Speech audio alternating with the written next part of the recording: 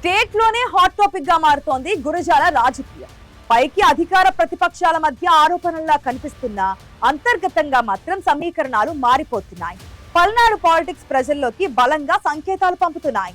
కూటమి ప్రభుత్వం అధికారంలోకి వచ్చి 2 ఏళ్లు అవుతుండటంతో అభివృద్ధి చుట్టూ పెద్ద చర్చ మొదలైంది.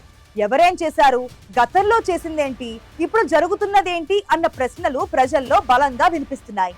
ఎన్నికలకి ఇంకా చాలా సమయం ఉన్నా గ్రౌండ్ లెవెల్లో లెక్కలు మారిపోతున్నాయి. సీనియర్ ఎమ్మెల్యే ఎరపతినేని భవిష్యత్తుపై కొత్త అనుమానాలు గురజాల రాజకీయాల్లో తీవ్ర చర్చకు దారితీస్తున్నాయి.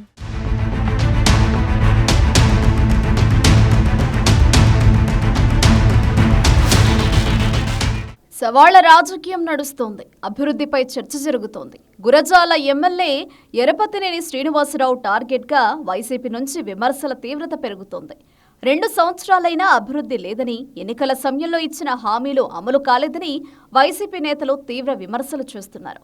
సూపర్ 6 హామీలు ఏమయ్యాయని ప్రశ్నిస్తున్నారు.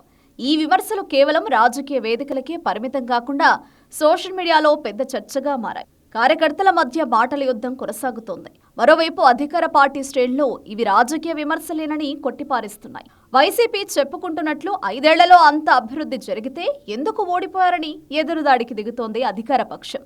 దీంతో గురజాలలో రాజకీయ వాతావరణం రోజురోజుకి మరింత వేడెక్కుతోంది.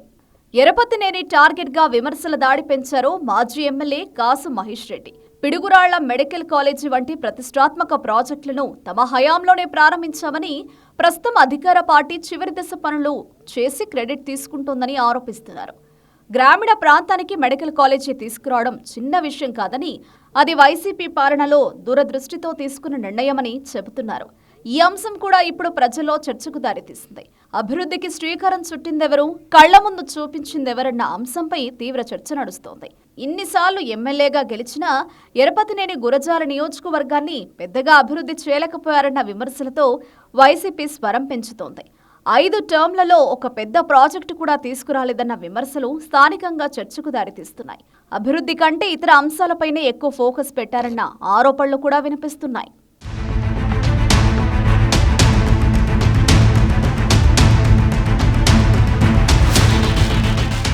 వైసీపీ చేస్తున్న ఆరోపణలపై ఎరపతినేనిపై ప్రజల్లో చర్చ జరుగుతోంది. మైనింగ్ ఆరోపణలు కూడా కీలక అంశంగా మారాయి. గతంలో కూడా వచ్చిన ఆరోపణలే ఇప్పుడు మళ్లీ రావడం చర్చనీయాంశమవుతోంది. ప్రతిపక్షం ఈ అంశాన్ని బలంగా ప్రచారం చేస్తుంటే అధికార పార్టీ శ్రేణులు ఇది దుష్ప్రచారమేనని కొట్టిపారేస్తున్నాయి.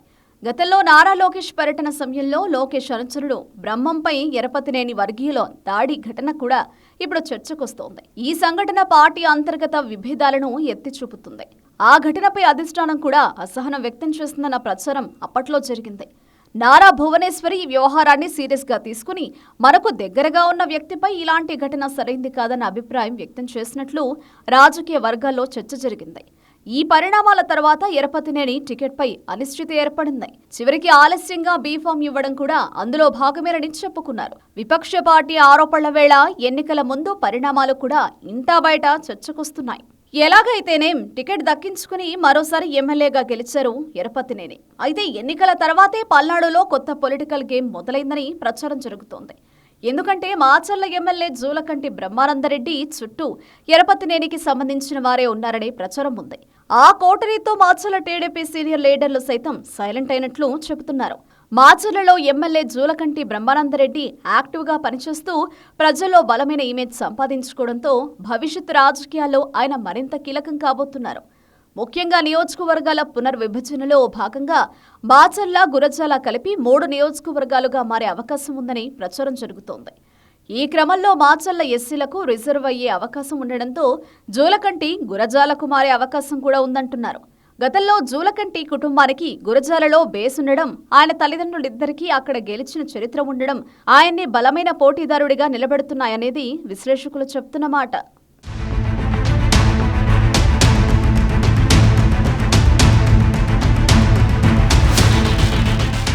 భవిష్యత్తు ప్రమాదాన్ని ముందే ఊహించే మాచర్ల ఎమ్మెల్యే జూలకంటిని ఎరపతినేని కోటరీతో టార్గెట్ చేస్తున్నారన్న ఆరోపణలు వినిపిస్తున్నాయి. కొన్ని నెలల క్రితం మైనింగ్ మాఫియాతో పాటు మరిన్ని అంశాలపై కూడా ఆరోపణలు రావడం రాజకీయ ప్రేరేపితమేనన్న అనుమానాలు వ్యక్తమయ్యాయి. మాచర నియోజకవర్గంలో బ్రహ్మానందరెడ్డి చుట్టూ ఎప్పటినుంచో ఉన్న నాయకులను దూరం చేస్తూ ఆయన క్రేజ్ తగ్గించి ఇమేజ్ని డ్యామేజ్ చేసే ప్రయత్నాలు జరుగుతున్నట్లు ప్రచారం జరుగుతోంది. ముఖ్యంగా దీని వెనక ఎరపతినేని వర్గం ఉందన్న ఆరోపణలతో పార్టీ శ్రేణుల్లో దీనిపై సీరియస్ చర్చ జరుగుతోంది. మరోవైపు కొత్త అభ్యర్థి ప్రొజెక్షన్ కూడా కీలక అంశంగా మారింది. ఒక డాక్టర్ను ప్రస్తుతం ఎంపీ స్థాయిలోనే ప్రోత్సహిస్తూ భవిష్యత్తు అభ్యర్థిగా ప్రొజెక్ట్ చేస్తున్నారన్న ప్రచారం వినిపిస్తోంది. ఈ అంశంపై నారా లోకేష్ దగ్గర కూడా చర్చ జరిగినట్లు వార్తలు రావడం ఎరపతినేని భవిష్యత్తుపై కొత్త అనుమానాలను రేకెత్తిస్తోంది. వచ్చే ఎన్నికల కల్లా కుమారుడిని తెరపైకి తేవాలన్న వ్యూహంతో ఉన్నారట ఎరపతినేని. అయితే ఎమ్మెల్యే కుమారుడి వ్యవహార శైలిపై వస్తున్న విమర్శలు కూడా పరిస్థితిని క్లిష్టంగా మారుస్తున్నాయి. సీనియర్ ఎమ్మెల్యే అయినా మంత్రి పదవి దక్కకపోవడానికి అంతర్గతంగా ఎన్నో కారణాలున్నాయనే అభిప్రాయం కూడా బలంగా ఉంది. వచ్చే ఎన్నికల్లో సీనియర్ ఎమ్మెల్యే అంచనాలు ఫలించకపోవచ్చని, ఆయనతో పాటు ఆయన కొడుక్కి కూడా అవకాశాలు అనుమానమేనని అప్పుడే గుసగుసలు మొదలయ్యాయి. ఎంపీగా శ్రీకృష్ణదేవరాయలు వెంట తిరిగే డాక్టర్ పేరు గురజాల రాజకీయాల్లో వినిపిస్తుండడం ఆసక్తి రేపుతోంది. మొత్తంగా చూస్తే గురజాల రాజకీయం టీడీపీ వర్సెస్ వైసీపీగా కనిపిస్తున్నా తెర వెనక టీడీపీలోనే కనిపించకుండా చాలా జరిగిపోతున్నాయన్న అనుమానాలు వస్తున్నాయి. ఎరపతినేనికి టికెట్ కట్ అవుతుందా? జూలకంటి టార్గెట్ వెనుక అసలు ప్లాన్ ఇదేనా అన్న ప్రశ్నలకు రాబోయే రోజుల్లో సమాధానం దొరకబోతోంది. ఈ పరిణామాలతో గురజాల ఇప్పుడు రాష్ట్ర రాజకీయాల్లో కీలక రణరంగంగా మారిపోయింది.